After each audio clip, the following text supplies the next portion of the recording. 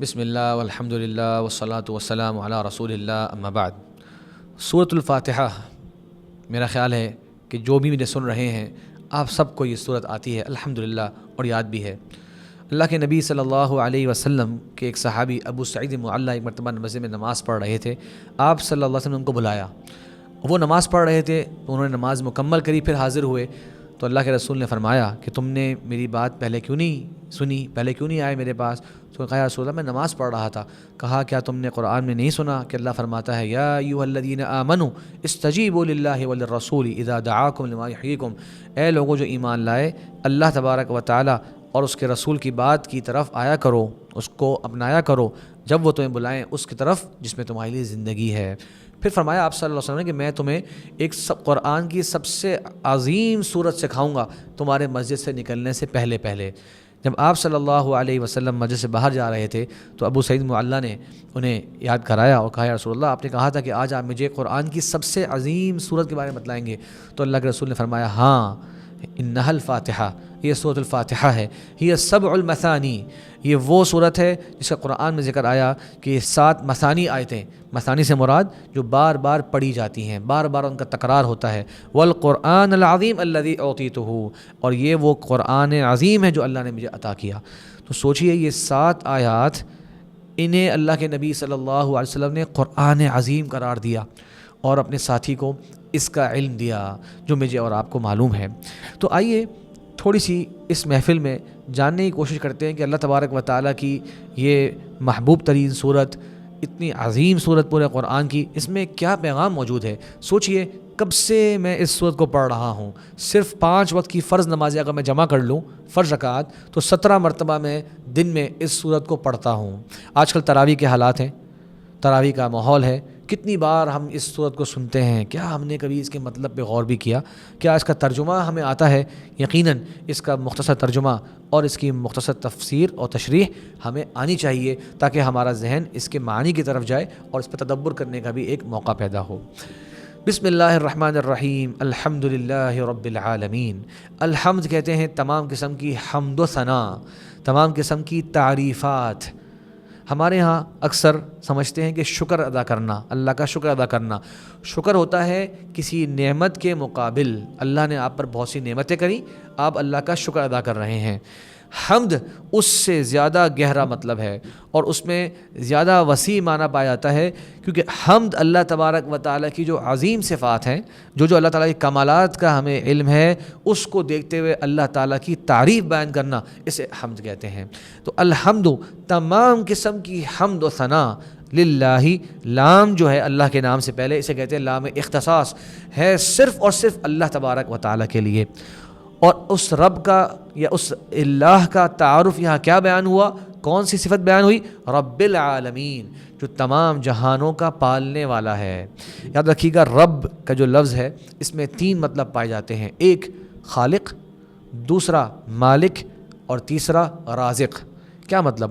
اللہ تعالیٰ نے مجھے اور آپ کو تمام جہاں کو سب سے پہلے پیدا فرمایا، اس کے بعد ہم سب کی پوری اونرشپ، ملکیت وہ صرف اور صرف اللہ رب العزت کے پاس ہے، اور اس کے بعد رازق، اللہ نے ہر مخلوق کے لیے رزق متعین فرما دیا، کب تک اس نے دنیا میں رہنا ہے اس وقت تک کا پورا رزق یہ اللہ تبارک و تعالی نے مقرر فرما دیا۔ یہ ہے رب، اور وہ کس کا رب ہے؟ العالمین۔ ابن عباس فرماتے ہیں سمندر ایک الگ عالم ہے، خشکی الگ عالم ہے، درخت الگ عالم ہے، آسمان یہ الگ عالم ہے، اس طرح کے بہت سے عالم ہیں، ان تمام کا پالنے والا، ان تمام کا رب اللہ تبارک و تعالی ہے۔ تو تمام قسم کی حمد و ثنا صرف اس ذات اقدس کے لیے ہے۔ اس آیت میں ایک بہت ہی منفرد بات یاد رکھیے گا، یہاں پر اللہ کا نام اللہ ذکر ہوا، جو کہ اللہ کا اسم علم، یعنی کہ اللہ تعالیٰ کی پہچان کے لیے یہی نام استعمال ہوا، اور اس میں الہ کا مطلب ہوتا ہے معبود، جس کی عبادت کی جاتی ہو، اور اللہ کی ایک کمال بیان ہوا کہ وہ تمام جہانوں کا پالنے والا ہے۔ یہ توحید کو سمجھنے کے 3 زاویے ہیں، ایک کہ اللہ کا نام وہ خالص اسی کا نام ہے، اس میں کسی اور کی مماثلت موجود نہیں، اسے کہتے ہیں توحید اسماء و صفات۔ دوسرا اس کا مطلب ہے الہ، معبود اس کی عبادت کی جائے، اسے کہتے ہیں توحید الوہیت، کہ صرف اور صرف اللہ ہی کی عبادت ہوگی۔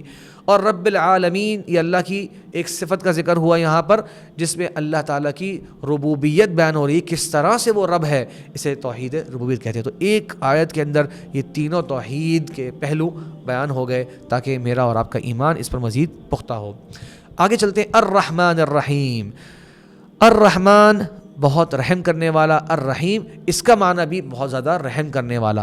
البتہ ان دونوں میں فرق کیا ہے؟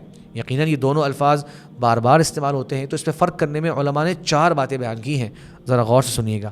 ایک بات، الرحمن بڑی بڑی نعمتیں دینے والا، الرحیم چھوٹی چھوٹی نعمتیں دینے والا۔ تو بڑی بڑی نعمتیں اور چھوٹی چھوٹی نعمتیں یہ اللہ کی رحمت سے ہیں۔ دونوں میں، الرحمن میں الرحیم میں روٹ ورڈ سیم ہے، را ہا میم، را ہا میم، دونوں میں رحم کا معنی پایا جاتا ہے، لیکن دونوں کے استعمالات کے حوالے سے دونوں میں فرق پایا جاتا ہے۔ دوسرا فرق یہ ہے، الرحمن دنیا میں، الرحیم ہوگا آخرت میں۔ ایک اور فرق یہ ہے، الرحمن تمام مخلوقات کے ساتھ، مسلمان ہوں یا کافر ہوں، ان پر اللہ کی رحمت آ رہی ہے، تبھی وہ سانسیں لے رہے ہیں جو کہ کفار ہیں۔ البتہ الرحیم وکان بالمؤمنین رحیما، اللہ تبارک و تعالی ایمان والوں کے ساتھ خاص قسم کا رحم والا معاملہ کرنے والا ہے۔ اور ایک اور فرق علماء نے بیان کیا کہ الرحمن کہ اس کی ذات رحم کرنے والی ہے، الرحیم اس کا رحم مخلوق تک پہنچ بھی رہا ہے۔ یہ اللہ تبارک و تعالیٰ کے خوبصورت ترین ناموں میں سے 2 نام ہیں۔ مالک یوم الدین، یوم جزا کا مالک، جس دن ہر ایک کو جزا دے دی جائے گی اس کے عمل کے مطابق، جیسے آپ نے اعمال کیے ہیں ویسے اعمال کا صلہ آپ اس دن پا لیں گے، یہ ہے یوم الدین۔ اور غور کیجئے، اللہ تعالیٰ تو ہر شے کا مالک ہے، دنیا کا مالک ہے، آخرت کا مالک ہے۔ یہاں یہ کیوں کہا گیا کہ یوم الدین کا مالک؟ کیونکہ دنیا کے اندر انسان بھی بہت کچھ اون کرتا ہے، انسان کے پاس یہ بڑی مال و دولت ہوتی ہے تو وہ سمجھتا ہے کہ میرے پاس یہ ہے، میرے پاس وہ ہے، تو کبھی کبھار دھوکے میں پڑ جاتا ہے کہ میرے پاس یہ بہت کچھ ہے۔ تو اللہ تعالیٰ نے یہاں فرمایا کہ اس دن تو انسان بے لباس اور اپنی اصل حالت جیسے دنیا میں آیا تھا اس حالت میں جب پیش ہوگا، کسی کے پاس کچھ نہیں ہوگا۔ اس دن ساری کی ساری ملکیت اور بادشاہت صرف اور صرف اللہ رب العزت کے لیے ہوگی، وہ اس دن فیصلہ کرے گا۔ تو اس دن کسی کی بادشاہت نہیں ہوگی۔ قرآن میں ایک اور مقام فرمایا لمن الملک اليوم، اللہ فرمائے گا آج کس کی بادشاہت ہے؟ پھر جواب دے گا للہ الواحد القہار، اللہ کے لیے ہی ہے جو کہ اکیلا ہے اور وہ تمام اپنے فیصلوں پر غالب ہے، تمام کی تمام مخلوقات اس کے تابع ہے، وہ تمام کے تمام پر غالب ہے۔ اب اس کے بعد بات جا رہی ہے، یہ پہلی 3 آیات میں اللہ تعالیٰ کی حمد و ثنا، تعریف، اللہ کی صفات کا ذکر آیا۔ اب آ رہے ہیں ہم اللہ تعالیٰ کے ساتھ کیا تعلق ہے ہمارا، اپنی بندگی کو پیش کر رہے ہیں، اپنی عبودیت کو ظاہر کر رہے ہیں۔ ایاک نعبد و ایاک نستعین، ہم صرف اور صرف تیری ہی عبادت کرتے ہیں اور صرف تجھ ہی سے مدد طلب کرتے ہیں۔ یہ بس صرف اور صرف کیوں ایڈ کیا، ذرا غور کیجئے۔ اس کا مطلب یہ نہیں ہے کہ ہم تیری عبادت کرتے ہیں اور تجھ سے مدد طلب کرتے ہیں۔ اگر یہ مطلب ہوتا تو عربک میں الفاظ اس طرح آتے نعبدک و نستعینک، ہم تیری عبادت کرتے ہیں اور تجھ سے مدد مانگتے ہیں۔ یہاں فرمایا ایاک نعبد، مطلب ہے کہ صرف اور صرف تیری عبادت کرنا۔ تو باقی تمام سے عبادت کی یہ کوالٹی لے لی گئی، کوئی اور ذات عبادت کے لائق ہی نہیں، ہم صرف اور صرف تیری عبادت کرتے ہیں۔ اب عبادت بہت ساری ہیں، نماز، روزہ، حج، زکوٰۃ، دل کی عبادات بھی ہیں، اللہ پر توکل، اللہ سے محبت، اللہ کی طرف رغبت، اللہ کا خوف، خشوع، خشیت، انابت، یہ سب کی سب عبادات ہیں۔ یہاں پر ایک عبادت کو اللہ نے ذکر فرمایا اور وہ ہے استعانہ، مدد طلب کرنا۔ ہر خیر، ہر بھلائی، ہر عبادت کے لیے مدد طلب کرنا بھی اس میں آ گیا۔ تو یا اللہ ہم تجھ سے مدد طلب کرتے ہیں، زبان سے، اپنے عمل سے، اپنے اعمال کر کے، گویا یا اللہ ہماری زندگی کی سب سے بڑی تقاضا اور تمنا یہ ہے کہ تو ہماری مدد فرما کہ ہم تیری حقیقت میں بندگی کر سکے جس طرح تجھے مطلوب ہے، اس کی مدد ہم اللہ سے مانگتے ہیں۔ پھر فرمایا یہ اقرار کر لیا بندگی کا، اپنی عاجزی کا، کمزوری کا، کہ اللہ ہم تیری عبادت کے تیار ہیں۔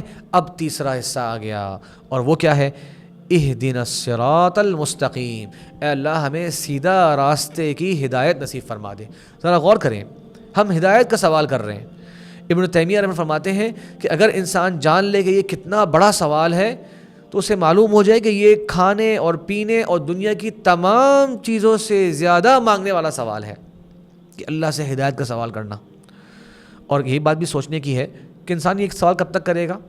یہ تو نہیں کہ 10 سال تک کرے گا پھر بولے گا یا اللہ بس اب استقامت دے دے. نہیں, آخری دن تک جب بھی آپ سورۃ فاتحہ پڑھیں گے آپ اللہ سے مانگ ہی رہے ہیں اہدنا, اے اللہ دکھا دے. گویا عاجزی کا پیغام ہے, ہمبلنس کا پیغام ہے. یہ نہ سمجھو کہ مجھے ہدایت مل گئی, میں تو ہدایت یافتہ ہو چکا ہوں, جناب مجھے تو بس اب ہدایت مل چکی ہے, بس مجھے اس پہ عمل کرنا ہے. نہیں, مانگتے رہو مانگتے رہو, زندگی کی آخری سانس تک اللہ سے اس عظیم خزانے کو مانگتے رہو. جس سے یہ مل گیا اس سے استقامت اللہ تعالیٰ فرما دے گا, جس سے نہیں ملا اللہ تعالیٰ اسے جب چاہے گا عطا فرما دے گا. الصراط المستقیم, سیدھا راستہ جس پر چل کے انسان اللہ کی جنتوں کا مہمان بن جائے. اور وہ کس کا راستہ یہاں اللہ نے بیان فرما دیا تاکہ زندگی میں میں اور آپ ان کو فالو کریں. اور وہ کیا؟ صراط الذین انعمت علیہم, ان کا راستہ جن پر تیرا انعام ہوا. اب دیکھیے ہم ان کا راستہ مانگ رہے جن پر اللہ کا انعام ہوا. اب جن پہ اللہ کا انعام ہوا, ہو سکتا ہے کوئی انسان کہے میرے جاننے والوں پر اللہ کا انعام ہوا, میرے بڑوں پر انعام ہوا, اس پر انعام ہوا, اس پر انعام ہوا. اللہ تعالیٰ نے قرآن مجید میں خود سورۃ النساء کے اندر وضاحت فرما دی کون ہے جن پر اللہ کا انعام ہوا. النبیین, اللہ کے انبیاء کرام, والصدیقین, سچے لوگ جو ان کی تصدیق کرنے والے ہیں, والشہداء, اللہ کی راہ میں جانیں قربان کر لینے والے, والصالحین, اور نیک لوگ جو ان کی نقش قدم پر چلتے ہیں, انبیاء کرام کی سیرت ان کی تعلیمات کو اپنانے والے ہیں. غور کیجئے, میں اور آپ زندگی کے اندر اللہ سے یہ سوال کر رہے ہیں یا اللہ ہمیں تو ان لوگوں کے راستے پر چلا دے. اب سوچیں, میں نے اور آپ نے یہ سوچنا ہے کہ کیا میری آپ کی زندگی ان لوگوں کے راستے پر چل رہی ہے؟ کیا واقعی میرے یہ آئیڈیل ہیں؟ کیا واقعی میرے یہ رول ماڈل ہیں؟ یا ان کی زندگی کو میں کبھی کبھار دیکھتا ہوں جب کوئی مسئلہ پیش آ جائے, چلو جی کیا کہتی ہے احادیث, کیا کہتا ہے دین. اللہ کہہ رہے ہیں کہ ان کی لائف سٹائل کو فالو کرو, یہ ہیں جن پر اللہ کا انعام ہوا, ان کے راستے کا اللہ تعالیٰ سے سوال کرو. پھر اور بھی کچھ لوگ کے راستے دنیا میں موجود ہیں جن سے بچنے کا سوال کرو. غیر المغضوب علیہم ولا الضالین, یا اللہ ان کا راستہ نہیں جن پر تیرا غضب ہوا, اور نہ ہی ان کا راستہ جو گمراہ ہیں. احادیث میں آ گیا کہ جن پہ اللہ غضب ہوا وہ یہود ہیں, اور جو گمراہ ہیں وہ نصارہ ہیں. یاد رکھیے گا, یہود اور نصارہ مذموم قرار پائے اپنے اعمال کی وجہ سے, اپنی کچھ بری صفات کی وجہ سے. وہ صفات قرآن میں اللہ نے بیان فرما دی. اللہ معاف کرے اگر وہ صفات آج میرے اندر اور آپ کے اندر بھی اگر آ جائیں, یہود والی صفات اور نصارہ والی صفات, کہ یہود کو علم تھا پھر بھی وہ اس پر عمل نہ کرتے گھمنڈ میں, اور نصارہ جہالت کے اندر ہی بس فالو کرتے چلے جاتے, علم کی بات ہی نہیں سمجھتے. اگر آج امت مسلمہ میں یہ صفات پائی جائیں تو کیا ان کے لیے بھی اس طرح کی ہی وعید نہیں ہے؟ یقیناً ہے. تو ہم اللہ سے پناہ مانگتے ہیں کہ اللہ ان کا راستہ نہ دکھانا, ان سے بچا کے رکھنا ہم کو جن پر تیرا غصہ ہوا اور جو گمراہ ہیں. پھر ہم آخر میں کہتے ہیں آمین, اس کا مطلب ہے اللہم استجب, اے اللہ قبول فرما لے, یہ دعا کو قبول فرما لے. تو یہ سورۃ فاتحہ کی مختصر ترجمہ تشریح میں بیان کرنا چاہتا تھا تاکہ جب ہم اس کو پڑھیں اس کے معانی کو غور کر لیں, تدبر کریں کہ ہم اللہ سے کتنی بہترین چیز کا سوال کر رہے ہیں, اور اگر یہ ہمیں حاصل ہو جائے تو یہ ہمارے لیے دنیا اور آخرت کی سب سے بڑی کامیابی ہے. اللہ تعالیٰ مجھے اور آپ کو اس پر عمل کی توفیق عطا فرمائے. وآخر دعوانا ان الحمد للہ رب العالمین.